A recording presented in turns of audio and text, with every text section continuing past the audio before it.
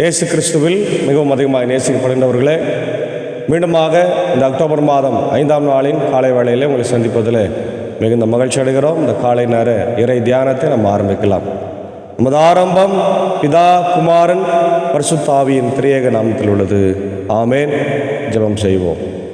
மகா இரக்கமும் கிருபை நிறைந்த நல்லாண்டவரே, எங்கள் ராஜாதி ராஜாவே, கர்த்தாதி கர்த்தாவே, இந்த ஆசீர்வதிக்கப்பட்ட குளிர்ச்சியான ஆண்டவரே, காலை வேளைக்காக நன்றி செலுத்துகிறோம். கடந்து போன இரவில் எங்களோடு இருந்து நல்ல மழையை தந்திருக்கிறீர். இன்னும் அதிகமான மழையை தாரும். உடைய புல் பூண்டுகள் செழிக்கவும், கிராமங்களிலே ஆண்டவரே கால்நடைகள் செழிக்கவும், விவசாயம் பெருகவும் கிருபை தார். இந்த காலை நேர இறை தியானத்தை ஆசீர்வதியும். அடையரை மறைத்து நீ பேசு ராஜா. நாங்கள் எல்லாரும் கேட்டு ஆசீர்வதிக்கப்பட கர்த்தர் கிருபை தார். இந்த நாளின் இறை செய்தி பாடல் வேலை ஆண்டவரே எங்களுக்கு ஆசீர்வாதமாக இருக்கும். இயேசுவின் மூலம் ஜெபிக்கிறோம் நல்ல பிதாவே, ஆமேன். காலை வேளையில் நாம் கடவுளை துதிக்கும்படியாக 24வது பாடலாகிய காலமே தேவனை தேடு, ஜீவ காருண்யர் பாதம் பணிந்து மன்றாடு என்ற பாடலை சாரோடு நாம் இணைந்து நாம் பாடுவோம்.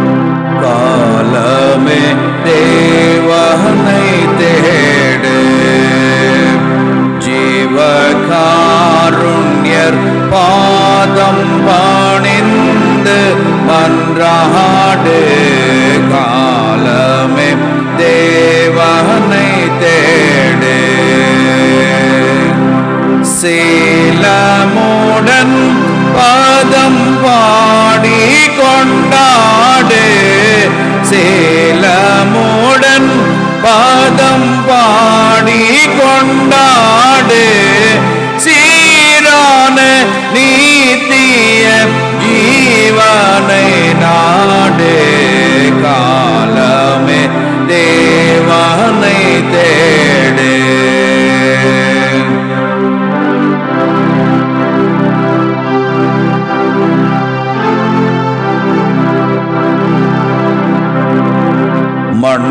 மண்ணுயிர்காய் அஹரித்தாரே, மனுமைந்தன் என பெயர் வைத்திருந்தாரே, மண்ணுயிர்காய் அஹரித்தாரே,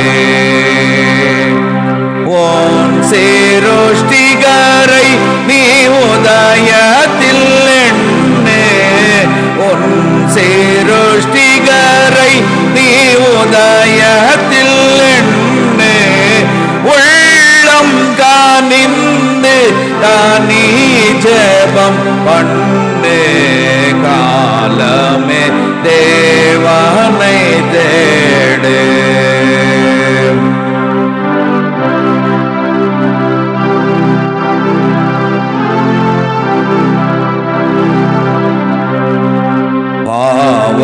சோதனைகளை வெல்லே, கெட்ட பாருடல் பேயுடன் போருக்கு நில்லே, பாவ சோதனைகளை வெல்லே,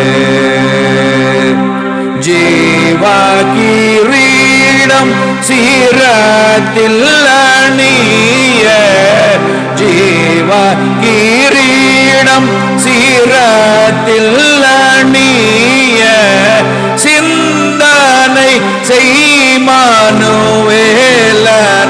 பணிய, காலமே தேவனை தேடு. சிறுவர்கள் என்னிடம் சேர தடை செய்யாதிருங்கள் என்றார் மனதார, சிறுவர்கள் என்னிடம் சேர பரலோக செல்வம் அவர்க்கு பாலிக்கும், பரலோக செல்வம் அவர்க்கு பாலிக்கும்,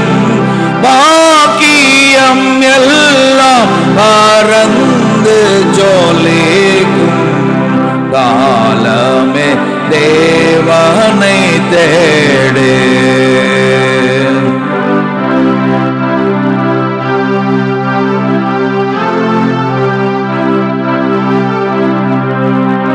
வேலை உமக்கு கை கூட சத்யவேதன் கிருபை வாரத்தை மன்றாட. வேலை உமக்கு கை கூட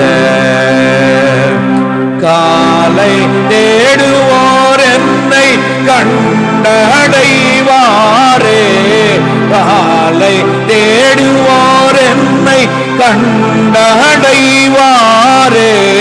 கண் விழித்து ஜெபம் செய்யும் என்றாரே. காலமே தேவனை தேடு. ஜீவ காருண்ய பாதம் பணிந்து மன்றாடு.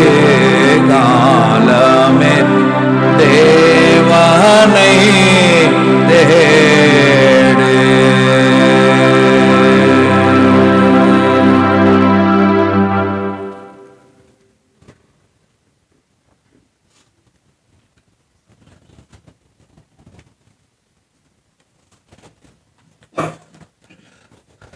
கிறிஸ்து இயேசுவில் மிகவும் அதிகமாக நேசிக்கப்படுகின்றவர்களே, மீண்டுமாக இந்த சனிக்கிழமையின் காலை வேளையிலே உங்களை சந்திப்பதில் மிகுந்த மகிழ்ச்சி அடைகிறோம். இந்த காலை நேரத்தில் நாம் தியானிக்கும்படியாக தெரிந்து கொண்ட கடவுளுடைய வார்த்தை அது ரோமர் 1 அதிகாரம் 16, 17 ஆகிய இரு வசனங்கள். ரோமர் 1, 16, 17. நற்செய்தியின் ஆற்றல் என்ற தலைப்பு சொல்லப்பட்டிருக்கிறது. நற்செய்தியை முன்னிட்டு வெட்கப்பட மாட்டேன், ஏனெனில் அதுவே கடவுளின் மீட்பளிக்கும் வல்லமை. முதலில் யூதருக்கும் அடுத்து கிரேக்கருக்கும், அதாவது நற்செய்தியை நம்பும் ஒவ்வொருவருக்கும் அந்த மீட்பு உண்டு. ஏனெனில் நேர்மையுடையோர் தம் நம்பிக்கையால் வாழ்வு அடைவர் என மறைநூலில் எழுதியுள்ளது அல்லவா. இவ்வாறு மனிதரை தமக்கு ஏற்புடையவராக்கும் கடவுளின் செயல் நற்செய்தியில் வெளிப்படுகிறது. தொடக்கம் முதல் இறுதி வரை இந்த செயல் நம்பிக்கையின் அடிப்படையில்தான் நிகழ்கிறது என்பது. அன்பானவர்களே, நாம் இருக்கிற இந்த காலம் சீர்திருத்தல் காலம். சீர்திருத்தல் என்று சொன்னாலே விசுவாசத்தினால் நீதிமான் பிழைப்பான் என்ற வார்த்தை வசனம்தான் நம்ம எல்லாருக்குமே ஞாபகத்து வரும். ஏனென்றால் 16ஆம் நூற்றாண்டில் திருச்சபையில் இருந்த அவல நிலை, திருச்சபையில் இருந்த சீர்கெட்ட தன்மை, பக்தியின்மை, கடவுளுக்கு விரோதமான காரியங்களை அறிவர் மார்ட்டின் லூத்தர் அவர்கள் கடிந்து கொண்டு அதை குறித்து பல காரியங்களை அவர் எடுத்துரைத்தார். அதில் அவர் முதலாக வாசித்து உள் ஒளி பெற்ற ஒரு வசனம் என்று சொன்னால் அது ரோமர் 1:17 ஆகிய விசுவாசத்தினால் நீதிமான் பிழைப்பான். The righteous shall live by faith. The righteous shall live by faith. இதுதான் இந்த புத்தகத்தினுடைய ஃபவுண்டேஷனே இதுதான். இந்த புத்தகத்தினுடைய மிக முக்கியமான central theme the righteousness of God revealed through faith. விசுவாசத்தினால் நீதிமான் பிழைப்பான் என்ற வசனம்தான் இந்த புத்தகத்தினுடைய மைய பொருளாகவே இருக்கிறது. இப்போ முதல் point, the revelation of righteousness, நீதியை வெளிப்படுத்துகிற கடவுள். இந்த உலகத்தில் நம்ம எல்லாருமே ஆண்டவருடைய பிள்ளைகள் தான். ஆனால் எல்லாருக்கும் நீதி வெளிப்படுத்தப்பட்டிருக்கிறதா என்ற கேள்வியை நாம் கேட்கும்போது அது இல்லை என்று தான் பதில் வரும். ஏனென்றால் யாருக்கெல்லாம் நீதி வெளிப்படுத்தப்பட்டிருக்கிறது என்று சொன்னால் இயேசுவை நம்பி விசுவாசித்து அறிக்கையிடுகிற மக்களுக்கு மட்டும்தான் நீதி வெளிப்படுத்தப்பட்டிருக்கிறது. அது யாருடைய நீதி? இயேசுவனுடைய நீதி. இயேசுனுடைய நீதி என்னவென்றால் பாடு மரணம் உயிர்த்தெழுதலை யார் நம்புகிறார்களோ அவர்களே ரட்சிக்கப்பட்டவர்கள், விடுதலையாக்கப்பட்டவர்கள். நீ மன்னிக்கப்பட்டிருக்கிறாய் என்ற நற்செய்தியை நாம் இந்த உலகத்தில் பெற்றிருக்கிறோம். அதுதான் the righteousness of revelation of righteousness என்று பவுலடிகளார் இங்கே சொல்றார். அப்போ கடவுளுடைய நீதி இங்கே விசுவாசத்தின் வழியாக வெளிப்படுத்தப்பட்டிருக்கிறது. யாரெல்லாம் இயேசுவை நம்பி விசுவாசிக்கிறோமோ அந்த நபருக்கு நீதி வெளியாக்கப்பட்டிருக்கிறது. அப்போ விசுவாசம் என்றால் என்ன? விசுவாசம் என்பது நம்பப்படுடைய உறுதி, காணப்படாதலுடைய நிச்சயமாய் இருக்கிறது. என்ன அந்த நம்பப்படுகிறவைகள்? இயேசு கிறிஸ்து எனக்காய் இந்த உலகத்தில் வந்தார், எனக்காக பாடுபட்டார், எனக்காக மரித்தார், எனக்காக இரத்தம் சிந்தினார், எனக்காக வாழ்ந்தார், எனக்காக கன்னிமரி வயிற்றில் உற்பவித்தார், எனக்காக இடமில்லாமல் இருந்தால், எனக்காக நடந்தார், எனக்காக அவர் சாப்பிடாமல் உபவாசம் இருந்தார். இவை எல்லாவற்றையும் யார் விசுவாசிக்கிறார்களோ அவர்களே நீதிமான். அவன் இந்த விசுவாசத்தை ஆண்டவர் தான் கொடுக்கிறார். எபிரேயர் 11ஆம் அதிகாரத்தில் நீங்கள் வாசித்து பார்த்தீங்கன்னு சொன்னால், விசுவாசத்தை துவக்கிறவரும் முடிக்கிறவரும் அவரே. அப்போ அவர் இல்லாமல் விசுவாசம் இல்லை. இன்னைக்கு அதுதான் பவுலடிகளார் இங்கே சொல்றாரு. இந்த விசுவாசத்திற்கு காரணமாக இருப்பது என்ன? நற்செய்தி. என்ன அந்த நற்செய்தி? இயேசு எனக்காய் மரித்திருக்கிறார், இயேசு எனக்காய் உலகத்தில் பிறந்திருக்கிறார். Through gospel Jesus gives the faith. அதான் சொல்றார், நற்செய்தியை முன்னிட்டு நான் வெட்கப்பட மாட்டேன், ஏனெனில் அதுவே கடவுளின் மீட்பளிக்கும் வல்லமை. அதுவே கடவுளின் மீட்பளிக்கும் வல்லமை. கடவுளுடைய வல்லமை நமக்கு எப்படி வருகிறது என்றால், த்ரூ த காஸ்பல். சுவிசேஷத்தை நம்முடைய மக்கள் நமக்கு அறிவிக்கும் போது, அல்லது ஆயர்கள் நமக்கு சொல்லும்போது, மிஷினரிகள் வந்து அறிவிக்கும் போது நாம் அதை பெற்றுக்கொண்டோம். Through the gospel we receive the faith and receive the strength to become a God's children. கடவுளுடைய பிள்ளைகளாக நாம் மாறுவதற்கு அது நமக்கு உதவியாக இருக்கு. அதனால்தான் மார்ட்டின் லூத்தர் அவர்களும் அப்போஸ்தலர் நடபடிகள், அப்போஸ்தலர் விசுவாச பிரமாணத்தில் 3வது பகுதியில் சொல்றார், பரிசுத்த ஆவியானவரை விசுவாசிக்கிறேன் இல்லையா? பரிசுத்த ஆவியானவர் என்ன செய்கிறாரு? நம்முடைய வாழ்க்கையில் நற்செய்தியை கொண்டு விசுவாசத்தை கொடுத்து ஆண்டவருடைய பிள்ளைகளாய் வாழும்படியாய் செய்கிறார். அல்லேலூயா. ஆம் பிரியமான தேவனுடைய பிள்ளைகளே, இந்த காலை வேளையில் இந்த விசுவாசம் தான் நம்முடைய வாழ்க்கையில் மிக முக்கியமாக. அப்போ the foundation of faith. What is the foundation? கண்மூடித்தனமான நம்பிக்கை. எப்படி ஒரு குழந்தை தன் பெற்றோரை, தன் தகப்பனை, தன் தாயை நம்புகிறதோ அதுபோல நாம் நம்ப வேண்டும். ஆபகுக் 2:4 நம்ம பார்க்கிறோம். விசுவாசத்தினால், தன் விசுவாசத்தினால் நீதிமான் பிழைப்பான் என்ற வார்த்தையை ஆபகுக் பல நூற்றாண்டுகளுக்கு முன்னதாகவே எழுதி வைத்திருக்கிறார். அதை தான் பவுலடிகளார் இங்கே சொல்றார். கலாத்தியர் 3:11 சொல்றாரு. எபிரேயர் 10:38 நம்ம அதை பார்க்கின்றோம். அப்போ 3வது இம்பார்ட்டன்ஸ் ஆஃப் ஃபெய்த். விசுவாசம் வாழ்க்கையில் எவ்வளவு முக்கியம் என்றால், இன்றைக்கு ஆபிரகாம் தான் நம் விசுவாசிகளின் தகப்பன் என்று பார்க்கிறோம்.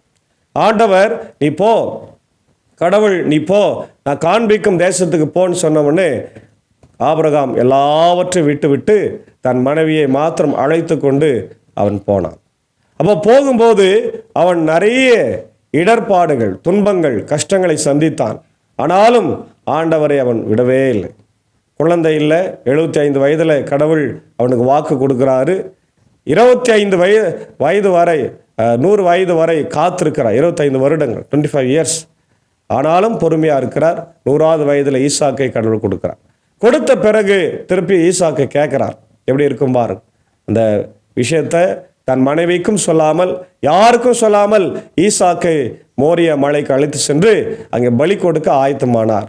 ஆனால் கடவுள் கடைசியாக அவரை நீ கொடுக்காதுன்னு சொல்லிட்டார் இல்லையா? அப்போ அந்த விசுவாசத்தை தான் கடவுள் இங்கே நீதியாக எண்ணினார். அதே போல நோவாவுடைய நாட்களில் பாரு. நோவாவுடைய நாட்களில் எல்லாரும் பாவம் செய்ய அதிகமாக ஆரம்பித்தார்கள். கடவுளுக்கு அது அருவருப்பாக இருந்தது. ஆனால் அவர் व्यसனப்பட்டார். இந்த பூமியை படைத்ததற்கு व्यसனப்பட்டு இந்த பூமியை அழிக்க அவர் சித்தம் கொண்டு என்ன பண்ணார்? நோவா கிட்ட சொன்னார், நோவா நீ போய் பிரசங்கம் பண்ணு, அதே வேளையில் பேழையை கட்டு, அவங்களுக்கு சொல்லு, பெரிய மழை வரப்போது, பூமி அழிய போகுது சொல். ஆனால் நோவா போய் எல்லாருக்கும் சொன்னார், ஒருத்தரும் கேட்கல. அவனை பைத்தியக்காரன்னு சொன்னாங்க. அவன் எத்தனை வருஷம் பிரசங்கம் பண்ணான்? 100 இயர்ஸ். 100 வருடம் பிரசங்கம் பண்ணியும் ஒருவரையும் ரட்சிக்க முடியவில்லை. ஆனால் கடவுள் நோவாவையும் அவருடைய அன்பு மனைவி, அவருடைய பிள்ளைகள் இல்லையா, சேம், காம், யாபேத் 3 பேரையும் ரட்சித்து அவர்களுக்கு புது வாழ்வை. இன்னைக்கு இருக்கிற நம்ம எல்லா சந்ததியுமே நோவாவின் சந்ததி தான். அப்போ பிரியமான தேவனுடைய பிள்ளைகளே, விசுவாசம் இருந்தால் 100 வருஷம் இல்லை, 1000 வருஷம் இல்லை, எத்தனை வருஷனாலும் நம்ம ஆண்டவர் மேலே நம்பிக்கையாக இருக்க முடியும். ஆபிரகாம் இருந்தார், இன்றைக்கு நோவா இருந்தார். ஏன் நாம் இருக்க முடியாது? நிச்சயமாக இருக்க முடியாது. அதனால தான் சொல்கிறாரு, விசுவாசத்தினால் நீதிமான் பிழைப்பான்.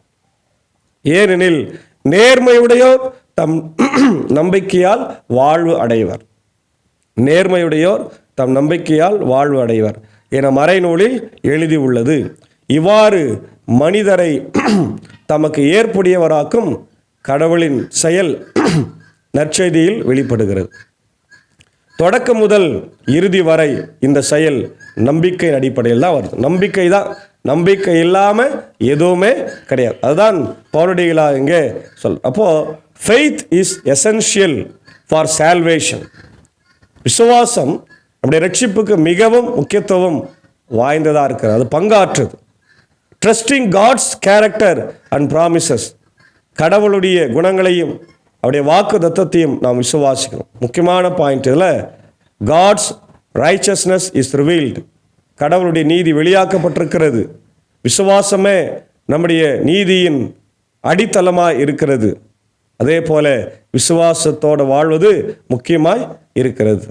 இங்கே கடவுளுடைய நீதியை நம்ம பார்க்கணும். கடவுளுடைய நீதி என்ன? நம்மை அவர் ரட்சிக்கிறார். பாவிகளாக இருக்கும்போதே குறித்த நேரத்தில் அவர் மரித்ததுனால நாம் நீதிமான்களாய் மாற்றப்பட்டிருக்கிறோம்.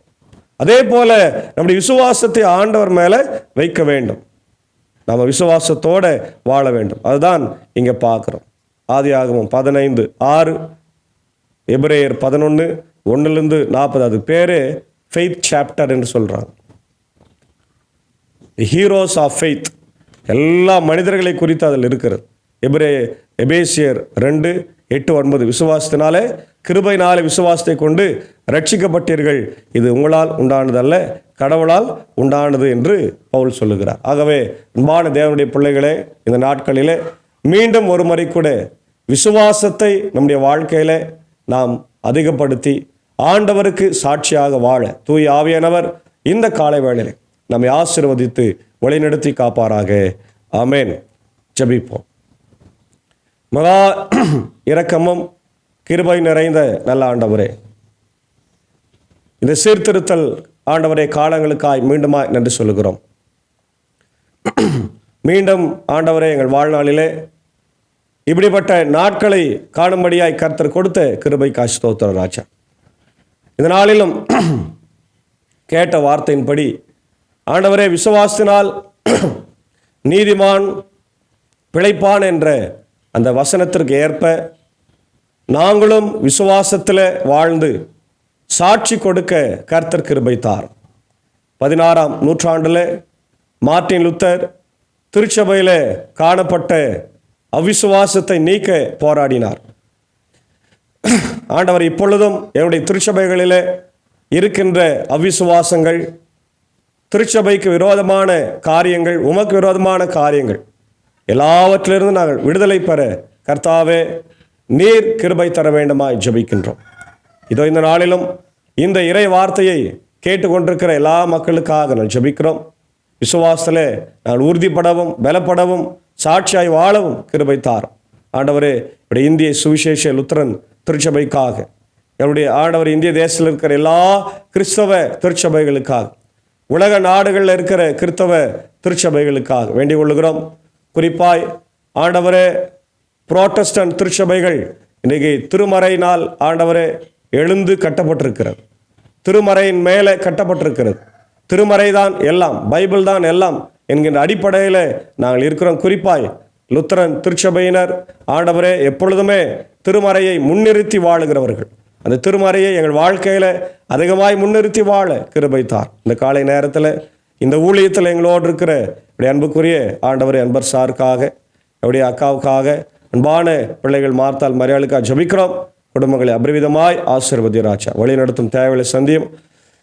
இந்த மழை காலத்தில் பிள்ளைகளுக்கு எந்த பலவீனங்களும் வராதபடி இரத்த கோட்டைகளாய் மறைத்து கொள்ளும்.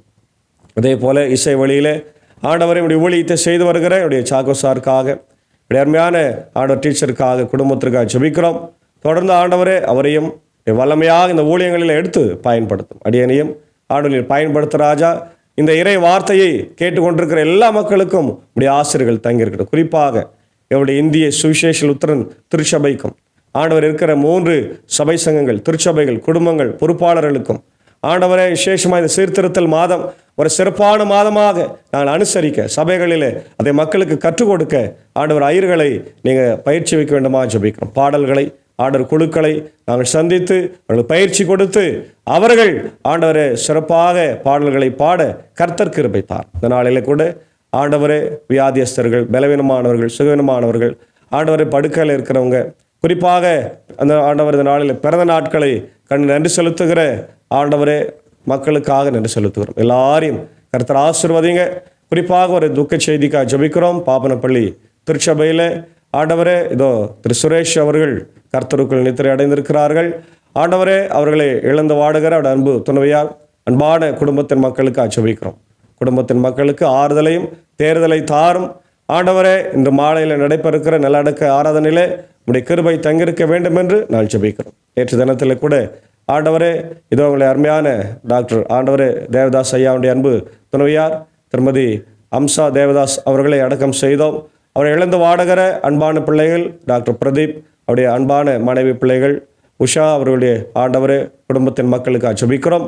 உலகம் தர முடியாத சமாதானத்தை, ஆறுதலை தாரும். தொடர்ந்து ஆண்டவரே இதோ இந்த நாட்களில் எங்களுடைய ஐஎல்சினுடைய அன்னை தெரேசா என்று சொல்லப்படுகிற ஆண்டவரே ஆலிஸ் பிராயரையும் நாங்கள் இழந்திருக்கிறோம். இந்த நாட்களிலே எங்களுக்கும் ஆறுதலை, தேர்தலை தந்து அவர்களைப் போல நாங்கள் ஊழியம் செய்ய கர்த்தர் கிருபை தாரும். தொடர்ந்து ஆண்டவர் நல்ல மழையை தாரும்.